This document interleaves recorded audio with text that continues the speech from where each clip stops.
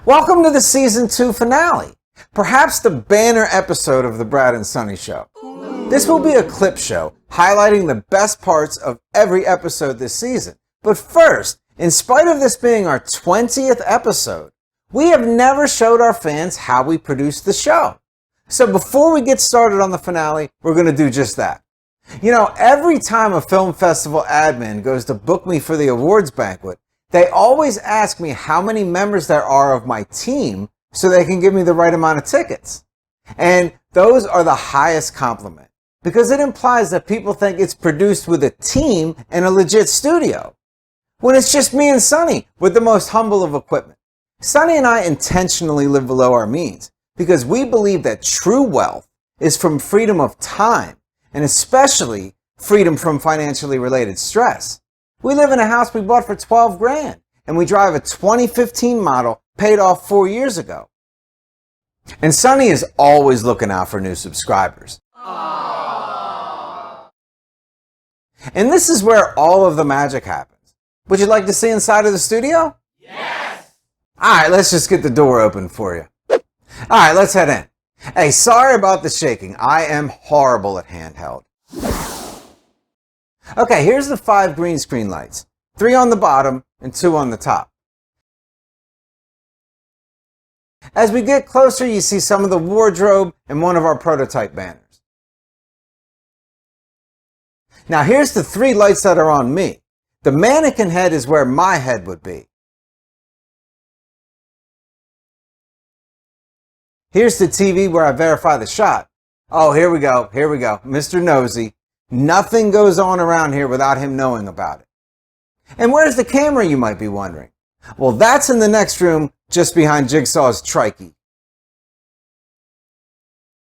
But anyway, that's how we produce the show. Cool. Now, where's the green screen, you might be wondering? Well, I can't keep it up all the time because that's also the primary entrance to the house. Alright, now getting ready for the show is a real bitch. It takes me forever to get my hair right. Let's take a look at that painstaking process.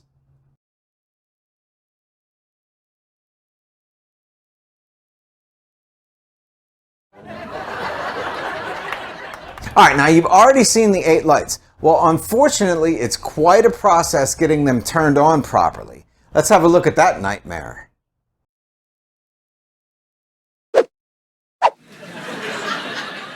Okay, now let's have a look at where we put everything together. There's one computer only for editing and one for everything else. Oh, sorry to disturb your nap, buddy.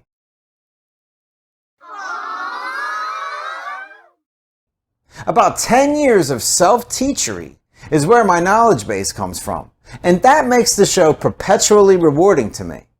You need a computer with a lot more juice than the average bear. I pump AC right into it because that bitch gets hot. And now for perhaps the most important room of the Brad and Sonny Show headquarters. You know, many consider this a workbench. Well, my workbench is right here. In fact, we put together a pretty nice home gym. Whoa.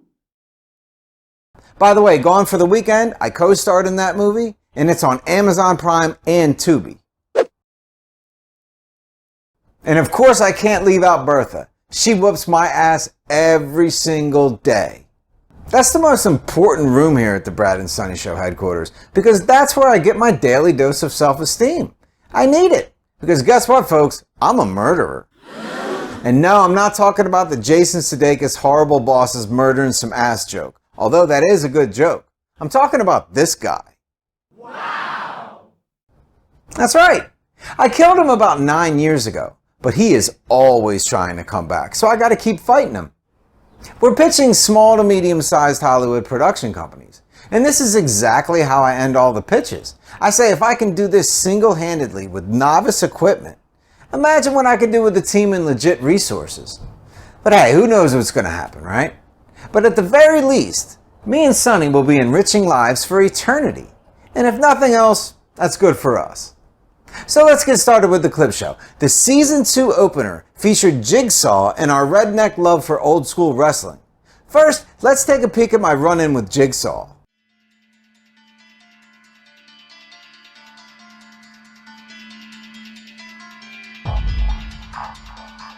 Hello, Brad. Who are you? Just think of me as someone who doesn't like you very much. Yeah, well, there's a lot of people barking up that tree. What do you want? I want to play a game. And we also showed our redneck side by putting The Undertaker and Paul Bearer into that sketch. Let's take a look.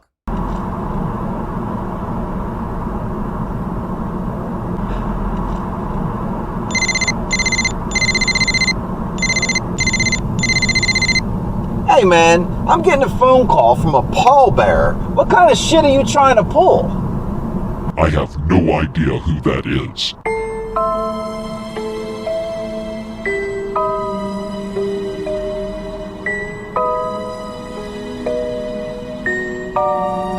Oh, Jigsaw Billy! You don't know who you're fucking with! Oh, yes! You better give Sonny the antidote, or my Undertaker will tombstone you! Oh, yes! And then there will only be one thing left for you to do!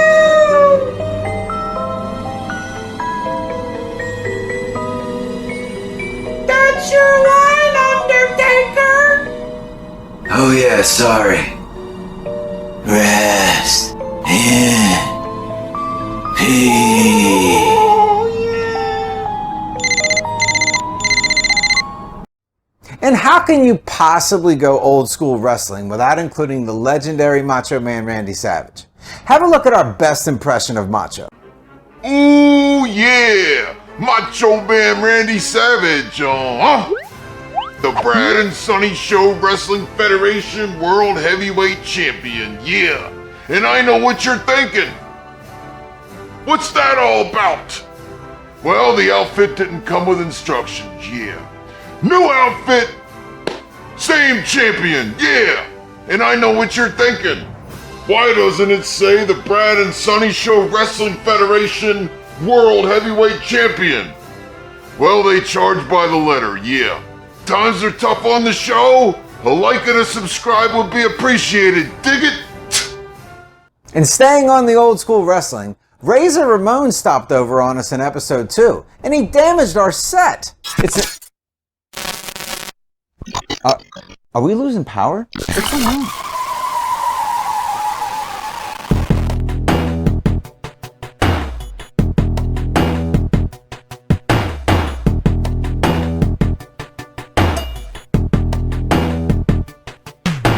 Hey, yo.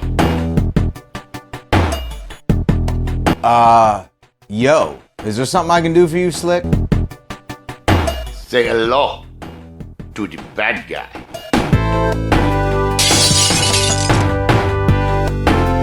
Episode 3 was around Super Bowl time last year, and I commented on the most recent Dallas Cowboys choke. The Dallas Cowboys just choked again in the playoffs. Now, I know you're all going to need a moment to absorb that. Let's take a look at the annual Cowboys season flow chart.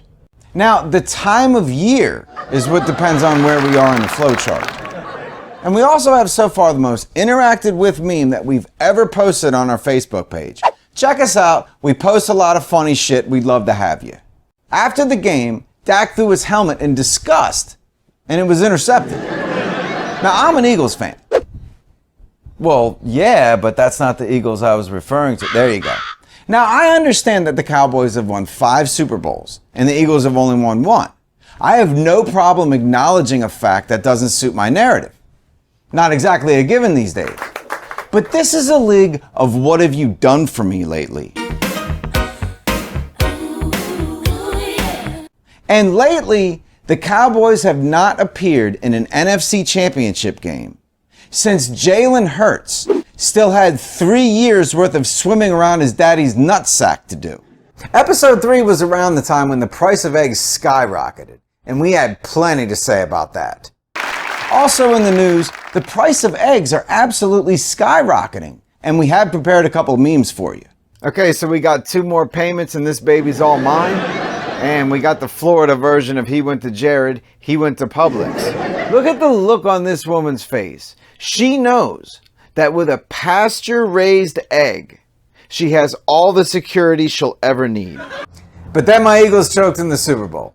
And episode 4 started out with me belly aching about the game a little bit, plus a game of Scrabble story with my girlfriend. Eagles lost the Super Bowl. Yeah, honestly, I don't know how it happened. I mean, they only gave up a score to the Chiefs on every second half possession. So I don't know how it happened. Usually teams win when they do that. So my girlfriend said, hey, let's drown your sorrows in a game of Scrabble. I said, that's a great idea. So she gets every letter in the word queen except for the Q.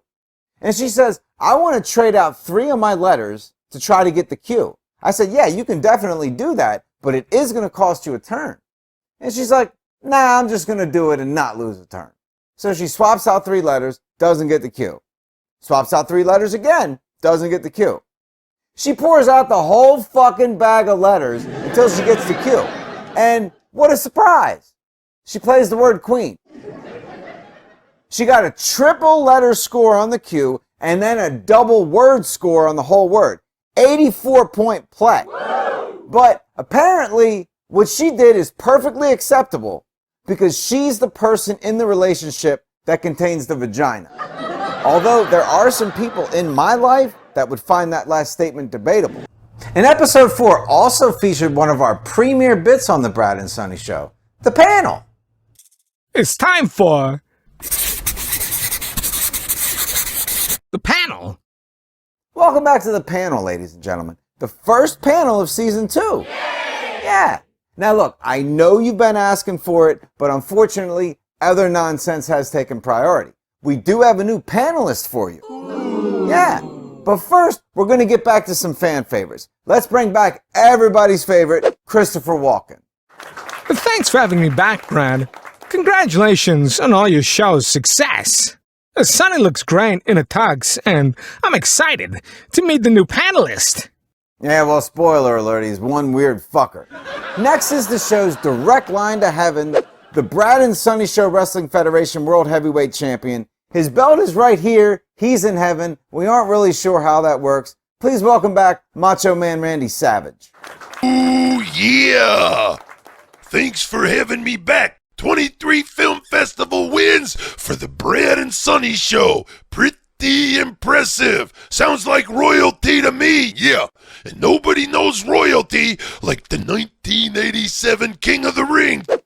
Providence Civic Center in front of 12,000 people. Me and Miss Elizabeth brought home the crown. Yeah. That's right, Macho. You defeated the dangerous Russian Nikolai Volkov, whose partner was Boris Zukov in the infamous Bolsheviks. Then you defeated dangerous Danny Davis and Jumpin' Jim Bronzell, and ultimately King Kong Bundy to take down the crown. We all remember, Macho, and we will never forget.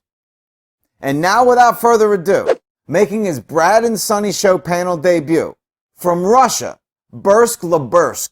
First things first, Macho Man Savage, you cheated to beat Nikolai Volkov at King of the Ring. He was great Russian wrestler, far superior athlete to you. Let me tell you something right now, whatever your name is. Macho Man Randy Savage never cheated a day in his life, dig it? No one was in the class of the Macho Man Randy Savage. Yeah. Hey, what the fuck, Mean Gene? You said you'd have me back. What gives, brother? Okay, Hulk, I'm a little busy here, and for the 20,000th time, my name is Brad. Okay, Bursk, we noticed that there's no vowels in your first or last name. Is that common in Russia? About as normal as me slipping it to your mother. Oh, come on, Bursk. My mother watches this show. Yes, she likes to watch show while she rides me like pommel horse. That's a little odd, how she likes to have sexual intercourse while watching her son's show. Holy shit, this is going south fast. Let me tell you something, Mean Gene. You need to learn some manners, dude. Who is Mean Gene? Well, he kind of calls everybody Mean Gene. You're not even panelist. Get the fuck out of here. Okay, everybody, let's just reel it in. Bursk, tell us a little bit about yourself. I'm professional vodka tester, but on weekends I'm amateur bear wrestler. I see. Bursk, there are a lot of Russian stereotypes. And here in America, we all wonder if they're true. Now, one is that every Russian loves vodka. And given the fact that you're holding a vodka bottle, I gather you're going to confirm that, yeah? Vodka is liquid gold in Russia. Brad, do you mind if I ask him a question? Yeah, sure, Chris, have at it. Did your country interfere in the 2016 election? Are all Russians communists? Yeah. I must say no, because Putin may be listening in. But we are not so different now that America is a socialist country. Alright, well, that was pretty good. I'll give you that one. Touché, comrade. What about bears, brother? I heard bears roam the streets, dude. I don't know what you are talking about. Are all Russians under surveillance by the government? Yeah. Absolutely. Again, another similarity in our countries. Son of a bitch, this guy's good. Starting with episode 5, we really started to get into memes hard. And that was the day my niece got a new phone. Let's see how it worked out for her. Alright, let's get started on our first meme. And it stars one of my nieces. She got a new phone, and this was day 1. Look how pretty and shiny that new phone is. Ooh. And now let's move on to day 2. Now here's a nice spin on a classic.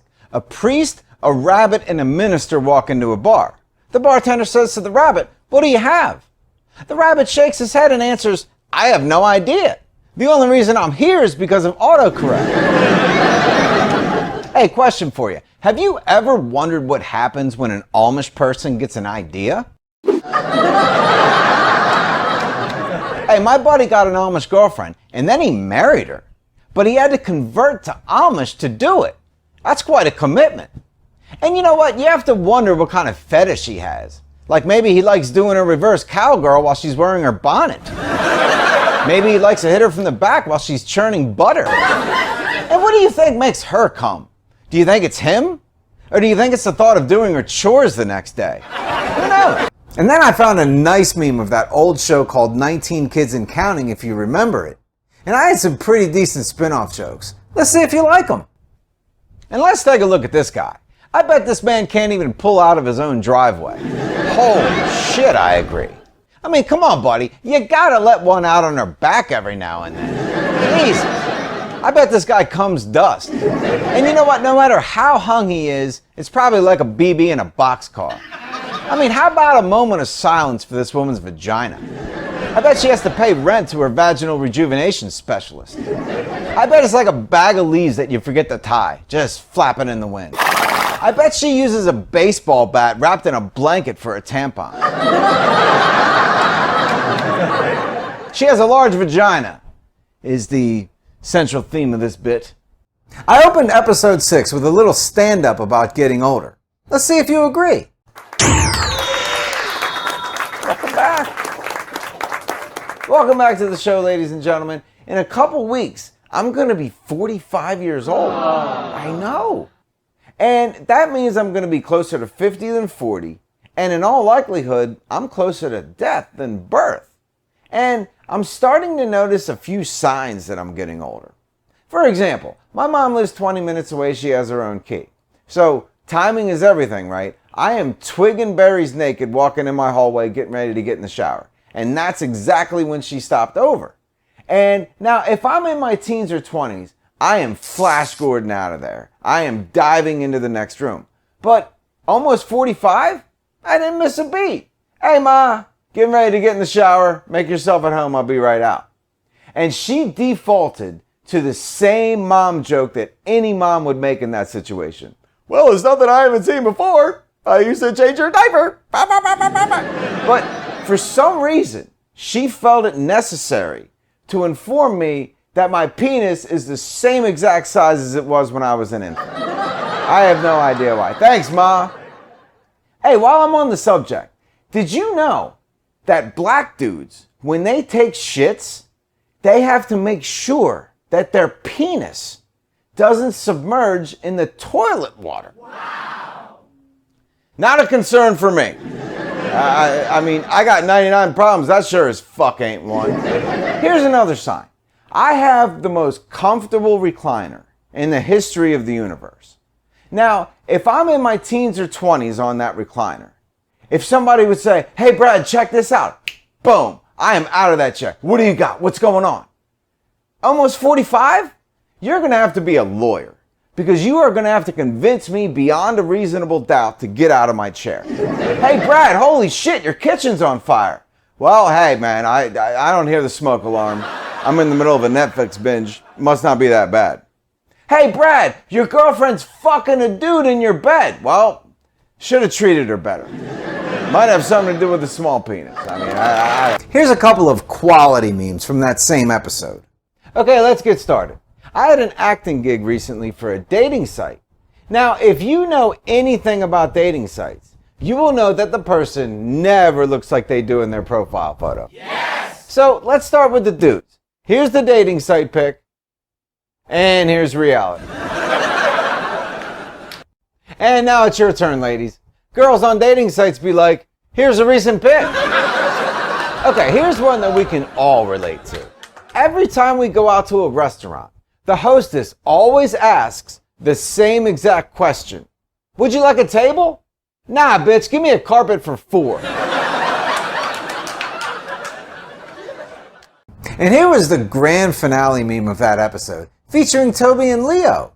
And finally, my favorite of the bunch. A true friend is a lifelong friend. This is a picture of Tobey Maguire and Leo when they were kids, and then another as adults. But hey, I gotta call bullshit on this one, because lifelong friends are always there for each other. And if they truly are lifelong friends, then why didn't Spider-Man come when the Titanic was sinking? Episode 7 featured me in my lab coat doing some medical memes, and I decided to reboot an old classic. Let's see if you remember. Are you feeling depressed? Are you overworked? Is your job stressful? Do you feel underappreciated? Do you have family problems? Are you experiencing financial worries? Introducing Fuckatol, an antidepressant that will alleviate all of these symptoms. Here is a patient before and after Fuckatol. Oh my God, what am I gonna do? They turned my power off. Fuck that power company. I got a box of candles, I've been looking to burn them bitches. You will experience side effects while using Fuckatol, but none of them will be of any concern to you. Fuckatol. Use it or don't use it. It doesn't matter to us either way. I opened episode 8 with a nice religious joke. Now relax, I'm not going to push religion on you. Although a lot of y'all motherfuckers need Jesus. You know who you are. Just another tease on women. Let's see if you like it. So a guy dies and goes to heaven. And the first thing that he sees is a giant wall of analog clocks. So he says to St. Peter, he says, what's going on with all the clocks?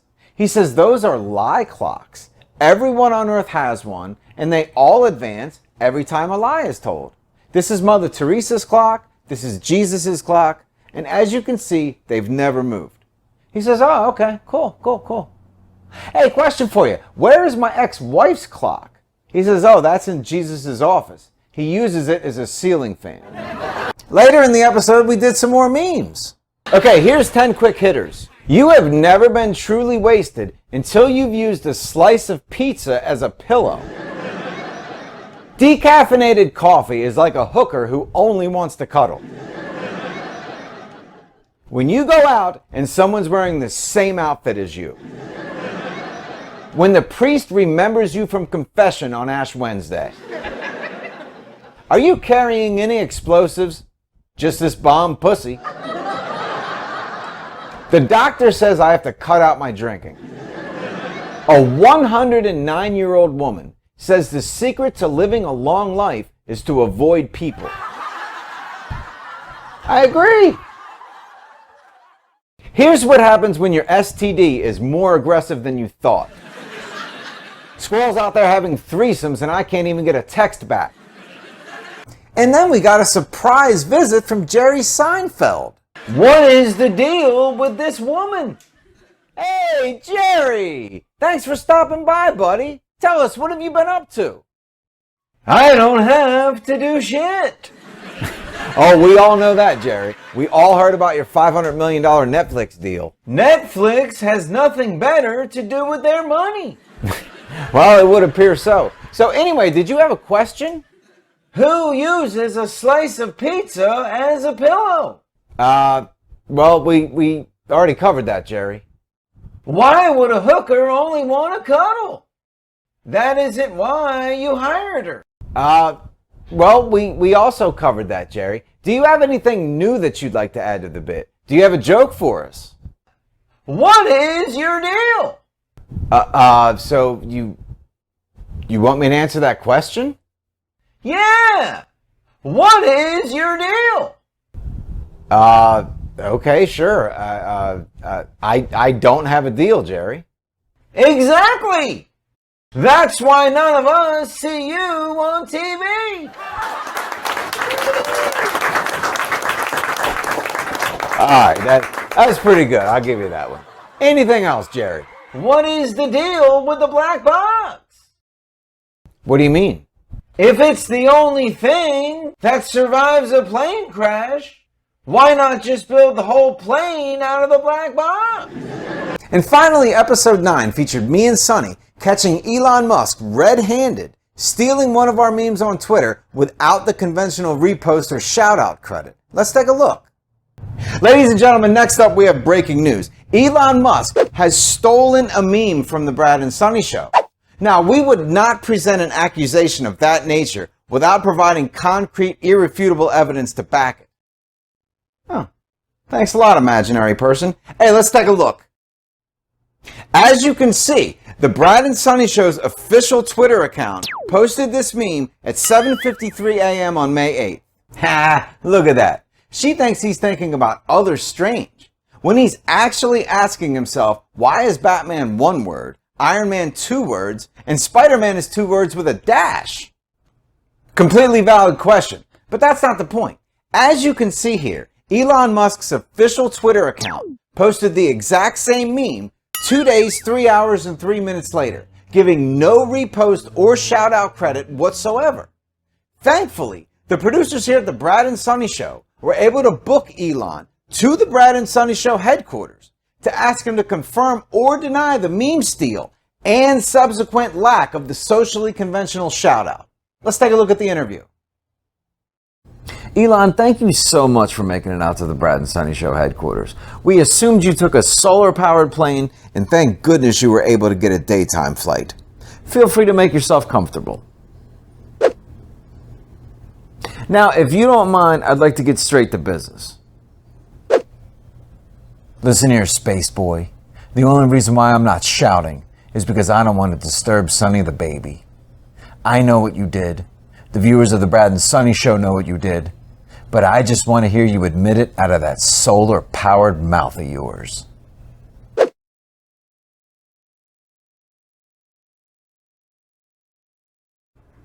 Sorry, Brad. I stole your meme. Thank you very much, Elon. You did the right thing, and the viewers of the Brad and Sonny Show appreciate it. And you know what? I just have to apologize to you. I mean, where are my manners? You're a guest in our home, and I never offered you a beverage. Allow me to fix that. Enjoy your nice hot cup of justice.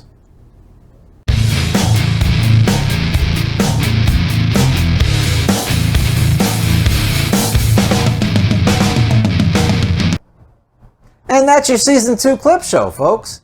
Hey, do us a favor. We don't really think we're getting the traction we should be. So if you can help us out with a like, a subscribe, a share, we would really appreciate it. We also have a Facebook page, and that's where we post all of our memes. We would love to have you there as well. We have gotten a lot better each and every episode, and we're never going to stop. Thank you for watching the season 2 finale, and we'll be back better and sillier than ever next season. Thank you.